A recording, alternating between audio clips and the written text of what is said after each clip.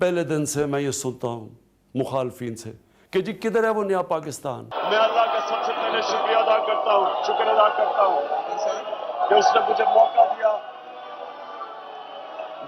دیا کہ پاکستان میں وہ تبدیلی لانے کا جس تبدیلی کی یہ قوم 70 سال انتظار کر رہی. آج جو ہم مشکل میں ہیں، ہمارے پاس مصیبت پڑی ہوئی ہے کہ ہم بجٹ میں پیسہ کدھر سے نکالیں اپنی عوام پہ خرچ کرنے کے لیے. انشاءاللہ اتنی سرمایہ کاری آئے گی، اتنے ڈالر آئیں گے، بیرون ملک پاکستانی اس ملک میں ڈالروں کی بارش کر دیں گے. شکریہ ادا کرتا ہوں یو اے ای کا، سعودی عربیہ کا، چائنا کا، جنہوں نے ہم نے اتنے مشکل وقت میں ہماری مدد کی.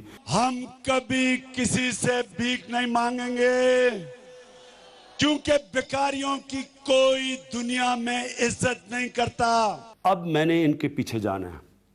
میں اپنے نیچے ایک ہائی پاورڈ ایک کمیشن بنانے لگا ہوں. جوڈیشل کمیشن ہمیں نہیں چاہیے، ہمیں سپریم کورٹ کے چیف جسٹس کے نیچے ایک کمیشن چاہیے جس میں باہر سے ایک آڈٹ فرم ہائر کریں. انہوں نے پوری کوشش کی اکانومی کو ڈی سٹیبلائز کرنے کی. ہم سڑکوں پہ نکل رہے ہیں. ہم سول نافرمانی کی طرف بھی جائیں گے اور سارے شہر بند کر دیں گے. ان کے پیسے باہر پڑے ہوئے ہیں، ان کی جائیدادیں باہر پڑی ہیں، ان کی عیدیں باہر ہوتی ہیں، ان کے میڈیکل چیک اپس باہر ہوتے ہیں. کبھی بھی گورنمنٹ الزام نہیں لگاتی، اپوزیشن الزام لگاتی ہے اور گورنمنٹ کا کام ہے آپ صفائی پیش کریں. میں ہائی پارٹ کمیشن بنا رہا ہوں.